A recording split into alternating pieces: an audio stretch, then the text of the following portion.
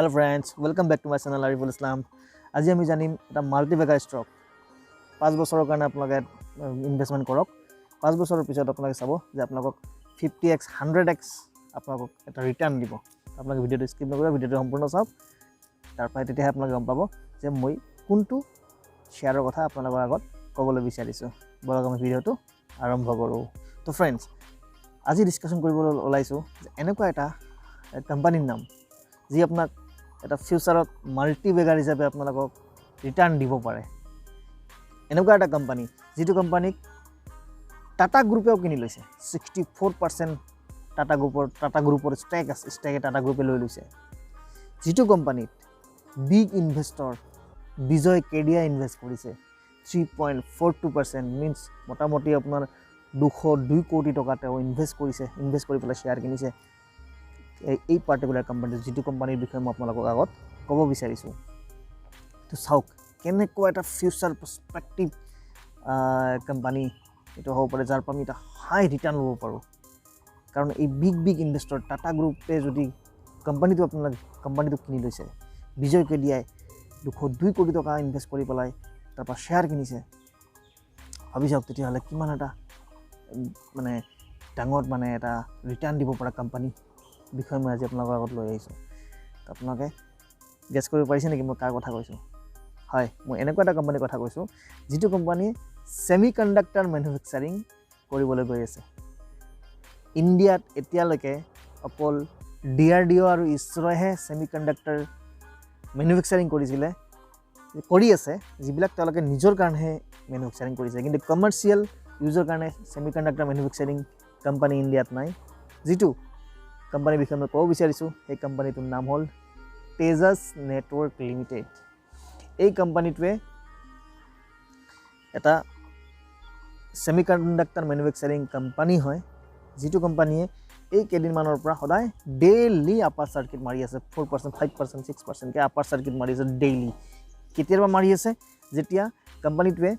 সায়ংক lab বুলি এটা company আছিলে সায়ংক ল্যাব এই ল্যাবক একুইজিশন কৰিছে 34% অলমোস্ট 34% একুইজিশন কৰিছে সায়ংক ল্যাবক আৰু তেতিয়াৰ পৰাই কোম্পানীটোৱে মিন্স তেজাস নেটৱৰ্কে ডে বাই ডে সদায় আপাৰ সাৰ্কিট মাৰি আছে কাৰণ সায়ংক ল্যাব যিটো আছে সায়ংক ল্যাবটো হ'ল এটা কমপ্লিটলি সেমিকন্ডাক্টৰ ম্যানুফ্যাকচাৰিং কোম্পানী ইণ্ডিয়াৰ বেংগালোৰ বেস্ট কোম্পানী হয় সায়ংক ল্যাবটো আৰু সায়ংক ল্যাবৰ 70 প্লাস পেটেন্ট আছে অল ওভাৰ দ্য ওয়াৰ্ল্ডত ভাবিছক আৰু বহুত ডাঙৰ কাস্টমাৰ বেস আছে হেতু কাৰণে যেতিয়াই তেজাস নেটৱৰ্কে সায়ংক ল্যাবক একুইজিশন কিনিলে তেতিয়াৰ পৰাই তেজাস নেটৱৰ্কৰ শেয়াৰ প্ৰাইচত বহুত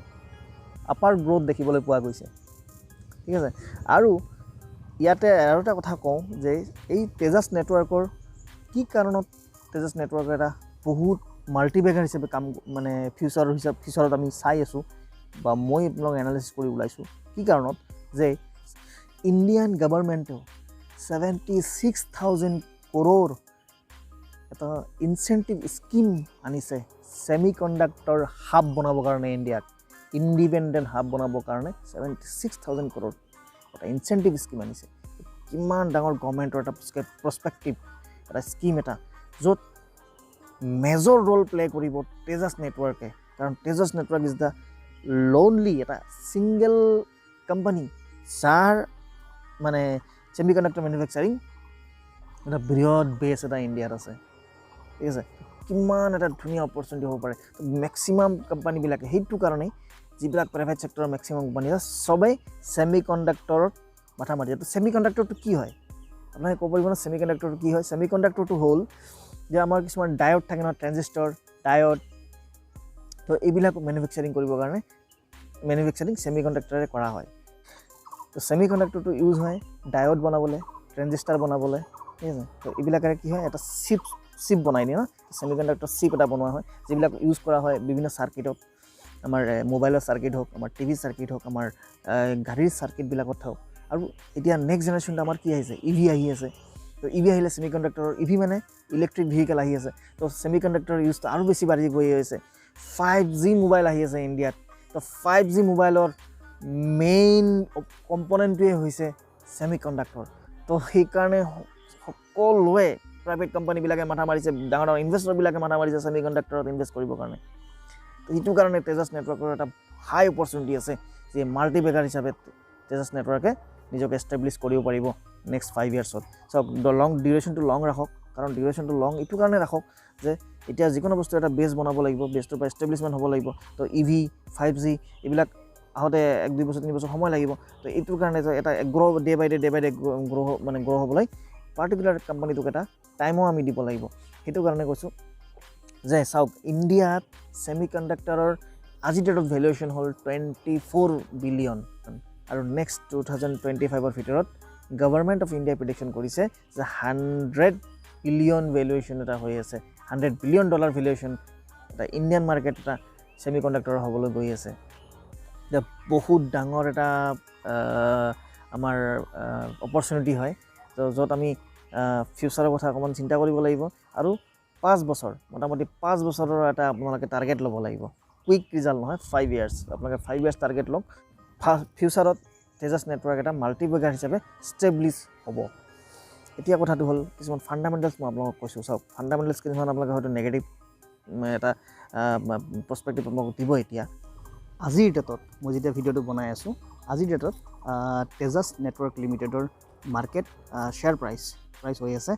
520-21 তো আপোনালোকে এতিয়া ইনভেষ্টমেণ্টটো কৰিব পাৰে কিন্তু ইনভেষ্টমেণ্ট আপোনালোকে নিজৰ ৰিস্কত কৰিব ROE হৈছে 3.49% ROC হৈছে 2.34% P290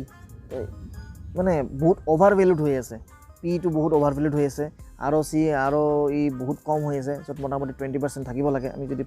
যেতিয়া ফাণ্ডামেণ্টেল এনালাইচিছ কৰোঁ পাৰ্টিকুলাৰ শ্বেয়াৰৰ কিন্তু ইয়াতে বহুত কম হৈ আছে চাওক সেইকাৰণে মই কৈছোঁ যে 5 ইয়াৰ্ছ টাইম দিব লাগিব আমি কি চাই আছোঁ আমি ফিউচাৰিষ্টিকটো চাই আছোঁ আমি ফিউচাৰটো চাই আছোঁ ফিউচাৰত অপৰচুনিটি কি আছে তো আজিৰ ডেটত হয়তো ষ্টকটো অভাৰ প্ৰাইচ হৈ আছে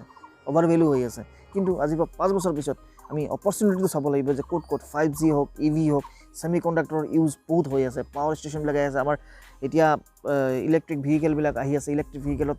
মানে মেজৰ কম্পনেণ্ট হৈ আছে ছেমিকণ্ডাক্টৰ 5Gত মেজৰ কম্পনেণ্ট হৈ আছে আমাৰ ছেমিকণ্ডাক্টৰ তো এইবিলাক এটা ফিউচাৰৰ অপৰচুনিটি হয় তো এইটো এটা মোটামুটি এটা আইডিয়া মই আপোনালোকক দিলোঁ ইনভেষ্টমেণ্টটো আপোনালোকৰ নিজৰ ৰিস্কত কৰিব এইটো এটা মই এটা এডুকেশ্যনেল ভিডিঅ' দিলোঁ আপোনালোকক এটা ছাজেষ্টেড ভিডিঅ' নহয় এইটো এটা এডুকেশ্যনেল ভিডিঅ' য'ত মই আপোনালোকক এটা অভাৰভিউ দেখালোঁ যে তেজাছ নেটৱৰ্কৰ ফিউচাৰটো কি হ'ব পাৰে এইটো মোৰ পইণ্ট অফ ভিউ মই কৈছোঁ আপোনালোকে ইনভেষ্ট কৰোঁতে আপোনালোকৰ ৰিস্কত কৰিব কিন্তু ঠিক আছে তো এনেকুৱা যদি আৰু নলেজেবল ভিডিঅ' আপোনালোকে পাব বিচাৰে মোৰ চেনেলটো ছাবস্ক্ৰাইব কৰি দিব আৰু লাইক বাটনটো ক্লিক কৰি দিব আৰু সকলোৰে মাজত আপোনালোকে ভিডিঅ'টো শ্বেয়াৰ কৰি দিয়ক যাতে সকলোৱে নলেজটো আহৰণ কৰিব পাৰে আৰু ইনকাম কৰিব পাৰে আজিৰ কাৰণে ইমানেই সকলোৱে ভালে থাকক বাই বাই